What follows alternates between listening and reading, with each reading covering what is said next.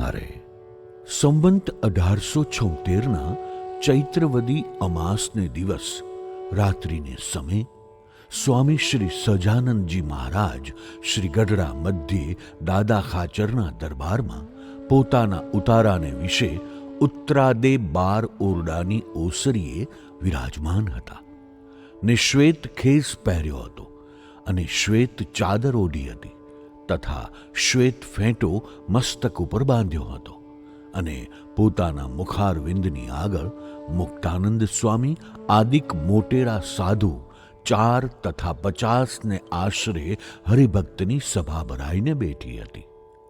પછી ગોપાળાનંદ સ્વામીએ પ્રશ્ન પૂછ્યો છે, કામનું શું રૂપ છે? પછી શ્રીજી મહારાજ બોલ્યા છે, વીર્ય એ જ કામનું રૂપ છે.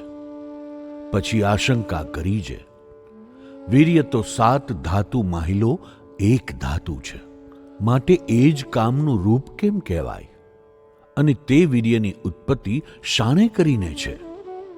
પછી શ્રીજી મહારાજ બોલ્યા છે, મનોવહા નામે નાડીને વિશે મન રહ્યું છે.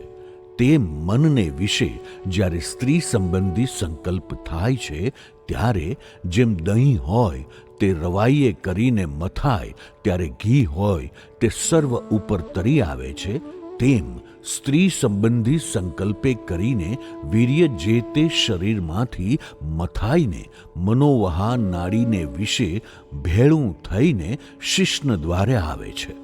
અને જેને વીર્ય શિશ્ન દ્વારે ન આવે તે ઉર્ધ્વરેતા પુરુષ કહેવાય અને તે નૈષ્ઠિક બ્રહ્મચારી કહેવાય. અને શ્રી કૃષ્ણ ભગવાને રાસ ક્રીડાને વિશે સ્ત્રીઓનો સંગ કરીને પણ વીર્યપાત થવા દીધો નહીં. તે માટે ઉર્ધ્વરેતા બ્રહ્મચારી કહેવાણા ને કામને જીત્યો. માટે વીર્ય તે જ કામનું રૂપ છે. જેણે વીર્યને જીતીને વશ રાખ્યું તેણે કામને જીત્યો.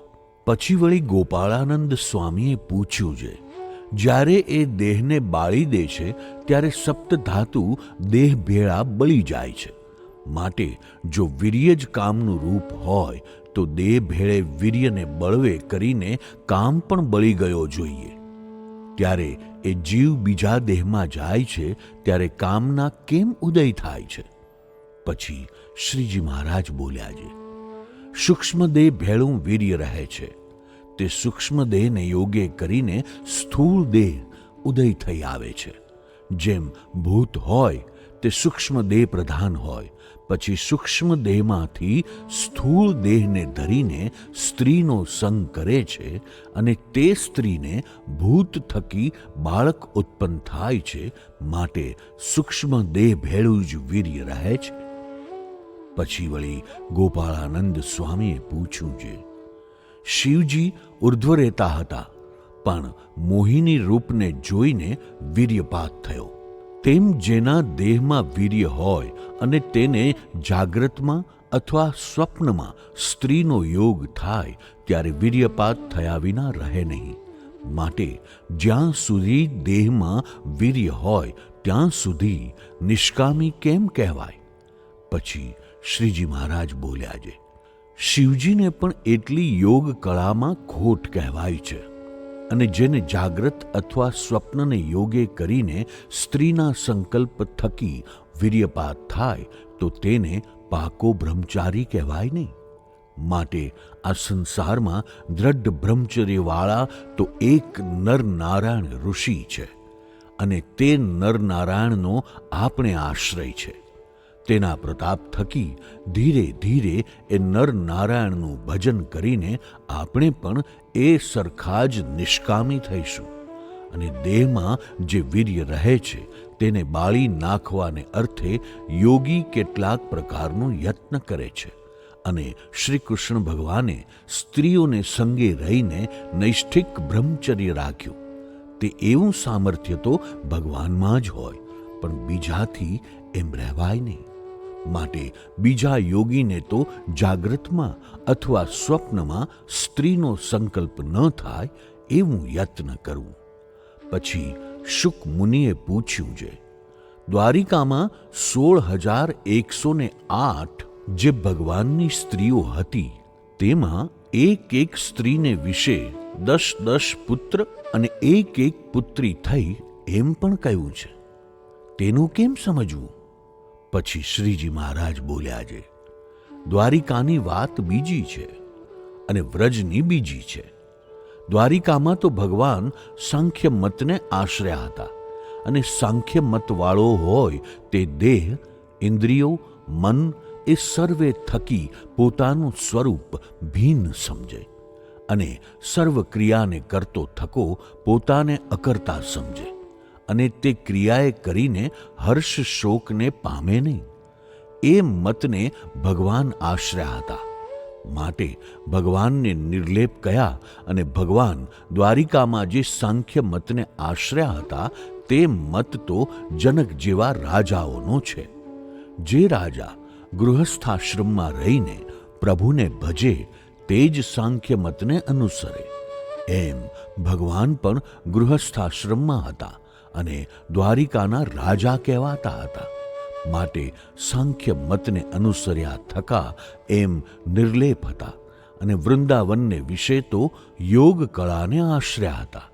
તે સ્ત્રીઓનો સંગ કરીને પણ નૈષ્ઠિક બ્રહ્મચર્ય વ્રત રાખ્યું. એ ઠેકાણે તો પોતાને વિશે નર નારાયણ ઋષિપણું દેખાડ્યું. તે શ્રીમદ ભાગવતમાં કપિલ દેવે દેવહૂતિ પ્રત્યે કહ્યું છે જે સ્ત્રી રૂપ જે મારી માયા તેને જીતવાને અર્થે નર નારાયણ ઋષિ વિના બીજો કોઈ સમર્થ નથી. માટે શ્રી કૃષ્ણ ભગવાને સ્ત્રીઓને સંગે રહીને કામને જીત્યો.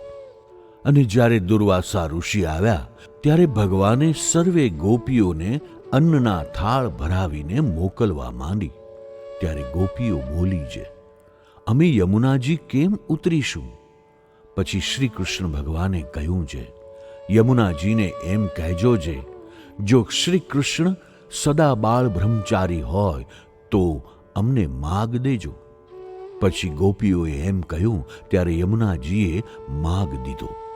પછી સર્વે ગોપીઓ ઋષિને જમાડીને બોલ્યો છે, અમારે આડા યમુનાજી છે તે અમે ઘેર કેમ કરીને જઈશું? પછી ઋષિએ કહ્યું છે, કેમ કરીને આવ્યા હતા? પછી ગોપીઓએ કહ્યું છે, અમે યમુનાજીને એમ કહ્યું છે, શ્રી કૃષ્ણ સદા બ્રહ્મચારી હોય તો માગ દેજો. એટલે યમુનાજીએ માગ દીધો. પણ હવે કેમ કરીને ઘેર જઈએ? પછી દુર્વાસા ઋષિ બોલ્યા છે, યમુનાજીને એમ કહેજો છે, દુર્વાસા ઋષિ સદા ઉપવાસી હોય તો માગ દેજો. પછી ગોપીઓએ એમ કહ્યું ત્યારે યમુનાજીએ માગ દીધો. ત્યારે ગોપીઓના મનને વિશે અતિ આશ્ચર્ય થયું. પણ ભગવાનનો તથા તે ઋષિનો જે મહિમા તેને ન જાણી શકતી હતી. અને ભગવાન તો નૈષ્ઠિક વ્રત રાખીને ગોપીઓને સંગે રમ્યા હતા, માટે બ્રહ્મચારી હતા. અને દુર્વાસા ઋષિ તો વિશ્વાત્મા જે શ્રી કૃષ્ણ ભગવાન તેને વિશે પોતાના આત્માને એક કરીને સર્વે ગોપીઓના થાળ જમી ગયા. માટે ઋષિ પણ ઉપવાસી જ હતા અને અન્ન તો સર્વે ભગવાનને જમાડ્યું હતું. માટે એવા અતિ મોટા હોય તેની ક્રિયા કળ્યામાં આવે નહીં. અને સાંખ્યવાળાને ખોળીએ તો હજારો જડે, પણ યોગ કળાએ કરીને ઉર્ધ્વ રહેતા હોય એવા તો એક નર નારાયણ જ છે. અથવા જે નર નારાયણના અનન્ય ભક્ત હોય તે પણ તેના ભજનને પ્રતાપે કરીને દ્રઢ બ્રહ્મચર્યવાળા થાય છે, પણ બીજાથી થવાતું નથી. અને જેને ઇન્દ્રિય દ્વારે કરીને જાગ્રત અથવા સ્વપ્નમાં વીર્યનો પાત થાય છે તે બ્રહ્મચારી કહેવાય નહીં. અને જે સ્ત્રીનો અષ્ટ પ્રકારે ત્યાગ રાખે છે તે તો બ્રહ્મચર્યને માર્ગે ચાલ્યો છે. તે હવે નર નારાયણને પ્રતાપે કરીને ધીરે ધીરે દ્રઢ બ્રહ્મચારી થશે. અને જ્યારે અમે નાના હતા ત્યારે એમ સાંભળ્યું હતું જે વીર્ય તો પરસેવા દ્વારે કરીને પણ નીકળી જાય છે. પછી તે વીર્યને ઉર્ધ્વ રાખવાને સારું અમે 2 પ્રકારની જળબસ્તી શીખ્યા હતા. અને કુંજર ક્રિયા શીખ્યા હતા, અને કામને જીત્યા સારું કેટલાક આસન શીખ્યા હતા, અને રાત્રિએ સૂતા ત્યારે ગોરખ આસન કરીને સૂતા, જેણે કરીને સ્વપ્નમાં પણ વીર્યનો પાત થવા પામે નહીં. પછી તે કામ જીત્યાનું એવું સાધન કર્યું જે શરીરમાંથી પરસેવો જ નીકળે નહીં અને ટાઢ તડકો પણ લાગે નહીં. પછી અમે રામાનંદ સ્વામી પાસે આવ્યા ત્યારે સ્વામીએ પરસેવો વાળ્યા સારું બધે શરીરે આવળના પાટા બંધાવ્યા હતા, તો પણ શરીરમાં પરસેવો આવ્યો નહીં. માટે કામ જીત્યાનું સાધન તો સૌથી ઘણું કઠણ છે. એ તો જેને ભગવાનના સ્વરૂપની ઉપાસનાનું દ્રઢ બળ હોય અને અતિશય પંચ વિષયમાંથી નિર્વાસનિક થયો હોય અને તે નિર્વાસનિકપણાની અતિશય ગાંઠ બંધાણી હોય, તો તે પુરુષ ભગવાનને પ્રતાપે કરીને નિષ્કામી થાય છે. પછી નિત્યાનંદ સ્વામીએ પૂછ્યું છે, નિર્વાસનિક થયાનું કારણ તે આવી વાત સાંભળવી તે છે કે વૈરાગ્ય છે?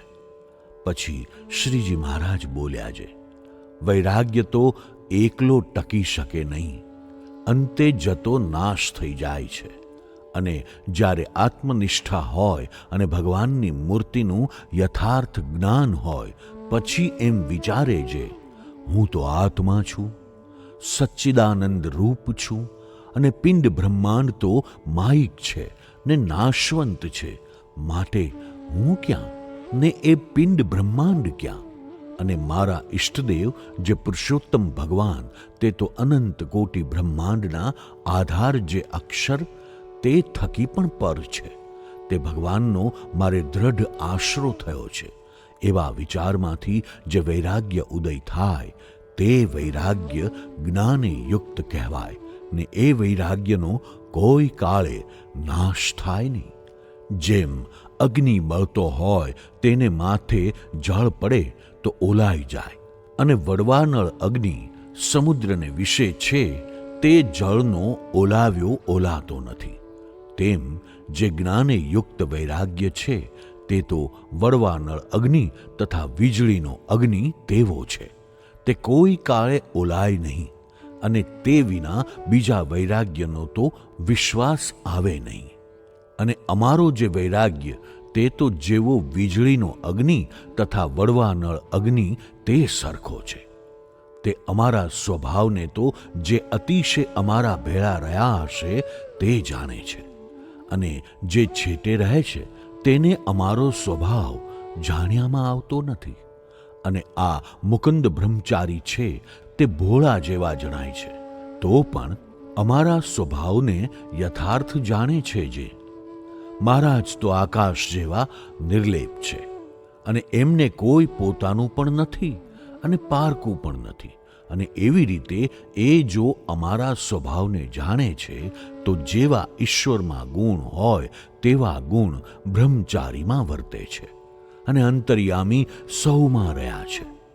તે બાઈ ભાઈને મનમાં એમ સમજાવે છે જે બ્રહ્મચારીમાં કોઈ વાતની ખોટ નથી. તે એવા રૂડા ગુણ આવ્યાનું કારણ એ છે જે મોટા પુરુષોને વિશે જે નિર્દોષ બુદ્ધિ રાખે છે, તે પોતે સર્વે દોષ થકી રહિત થાય છે. અને જે મોટા પુરુષને વિશે દોષ પરઠે છે, તે દોષના પરઠનારાની બુદ્ધિ ભ્રષ્ટ થઈ જાય છે. અને કામાદિક જે શત્રુ હોય તે સર્વે તેના હૈયામાં આવીને નિવાસ કરે છે. પછી એ સત્પુરુષને વિશે દોષ બુદ્ધિનો પરઠનારો જે પુરુષ તેના હૈયામાં ભૂંડા ભૂંડા ઘાટ પણ પીડ્યા કરે છે. અને એ સત્સંગ કરે છે તોય પણ દુખ્યો મટે નહીં. અને જે બુદ્ધિમાન છે તે તો અમારે સમીપે રહીને અમારી સર્વે પ્રકૃતિને જાણે છે. જે જેટલા સંસારમાં મોહ ઉપજાવવાના પદાર્થ, ધન, સ્ત્રી, અલંકારાદિક તથા ખાનપાનાદિક છે, તે કોઈમાં મહારાજને હેત નથી. અને મહારાજ તો સર્વે થકી ઉદાસી છે. અને કોઈકને દયા કરીને પાસે બેસવા દે છે કે જ્ઞાન વાર્તા કરે છે, તે તો કેવળ તેના જીવના કલ્યાણને અર્થે દયા કરીને કરે છે. અને જે મૂર્ખ હોય તે તો પાસે રહે તોય પણ અમારા સ્વભાવને એમ ન જાણે, અને છેટે રહે તો પણ એમ ન જાણે. અને આ વાત સમજાય પણ તેને, જેને આત્મનિષ્ઠા હોય અને તે આત્માને વિશે પરમેશ્વરની મૂર્તિને ધારીને તેની ભક્તિ કરતો હોય અને પોતે બ્રહ્મરૂપ થઈ ગયો હોય તોય પણ ભગવાનની ઉપાસનાનો ત્યાગ કરે નહીં. માટે આત્મનિષ્ઠા અને ભગવાનની મૂર્તિનો મહિમા સમજ્યા થકી કોઈ પદાર્થને વિશે વાસના રહેતી નથી.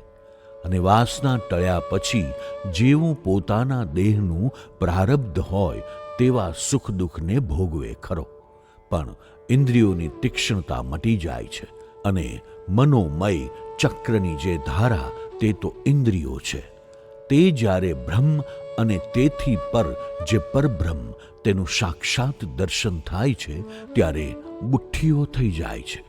પછી જેમ કોઈ પુરુષે લીંબુ ચૂસ્યા હોય ને દાંત અતિશય અંબાઈ ગયા હોય ને પછી તેને ચણા ચાવવા પડે ત્યારે તેથી કોઈ રીતે ચવાય નહીં, અને અતિશય ભૂખ્યો થયો હોય તો તે ચણાને ગળી જાય પણ ચવાય નહીં. તેમ જેણે આત્માનો ને ભગવાનનો યથાર્થ મહિમા જાણ્યો છે તેને કોઈ લોકના વિષય સુખને વિશે આનંદ થાય નહીં. અને દેહનું પ્રારબ્ધ હોય ત્યાં સુધી ખાનપાનાદિક સર્વે ભોગ ભોગવે ખરો, પણ જે દાંત અંબાઈ ગયા હોય ને ચણા આખા ગળી જાય એમ ભોગવે. અને વાસના ટળવી એ પણ કામ અતિશય ભારે છે.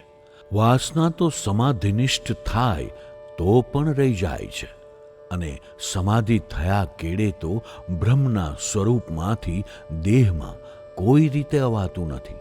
અને જો અવાય છે તો તેના 3 હેતુ છે. તેમાં એક તો જો કાંઈ સંસારના સુખની વાસના હોય તો સમાધિમાંથી પાછો દેહમાં આવે, અને કાં તો અતિ સમર્થ હોય તે સમાધિમાં જાય ને પોતાની ઈચ્છાએ પાછો દેહમાં આવે, અને કાં તો કોઈક પોતા થકી અતિ સમર્થ હોય તે પાછો સમાધિમાંથી દેહમાં લાવે. એ 3 પ્રકારે સમાધિમાંથી પાછો દેહમાં આવે છે.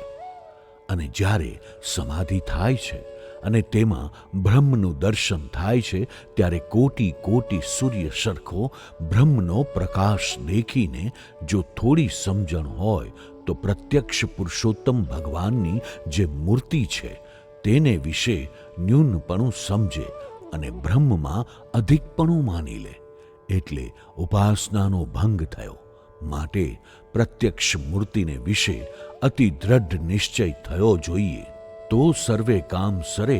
અને અમે પણ એમ દ્રઢ નિશ્ચય કર્યો છે, જે કોઈ અમને સાચો થઈને મન અર્પે અને લેશ માત્ર અંતરાય રાખે નહીં તો તેમાં અમે કોઈ વાતની કસર રહેવા દઈએ નહીં. પછી મુક્તાનંદ સ્વામીએ પૂછ્યું છે, જેણે મન દીધું હોય તેના કેવા લક્ષણ હોય, અને મન ન દીધું હોય તેના કેવા લક્ષણ હોય? પછી શ્રીજી મહારાજ બોલ્યા છે, જેણે મન અર્પણ કર્યું હોય તેને જો પરમેશ્વરની વાત થતી હોય તથા પરમેશ્વરના દર્શન થતા હોય અને તે સમયે જો પોતે ન હોય તો તેની અતિશય પોતાના હૈયામાં દાઝ થાય. અને જ્યારે ભગવાનની વાત સાંભળે તથા ભગવાનના દર્શન કરે તેને વિશે અધિક અધિક પ્રીતિ થતી જાય, પણ તેમાંથી મન પાછું હટે નહીં. અને પરમેશ્વર જ્યારે કોઈકને પરદેશ મૂક્યાની આજ્ઞા કરતા હોય ત્યારે જેણે મન અર્પ્યું હોય તેના મનમાં એમ થાય છે, જો મને આજ્ઞા કરે તો બુરાનપુર તથા કાશી જ્યાં મૂકે ત્યાં રાજી થકો જાઉં. એવી રીતે પરમેશ્વરના ગમતામાં રહીને જે રાજી રહેતો હોય તે તો 1000 ગાંવ ગયો હોય તોય અમારે પાસે છે. અને જેણે એવી રીતે મન ન અર્પ્યું હોય અને તે અતિશય અમારી સમીપે રહેતો હોય તોય લાખો ગાંવ છેટે છે. અને જેણે અમને મન ન અર્પ્યું હોય તેને તો ઉપદેશ કરતા પણ બીક લાગે. શું જાણીએ સવળું સમજશે કે અવળું સમજશે? એવી રીતે મન અર્પ્યું હોય અને ન અર્પ્યું હોય તેના લક્ષણ છે. ઇતિ વચનામૃતમ. એવી રીતે ગઢડા પ્રથમ પ્રકરણનું 73મું વચનામૃત થયું.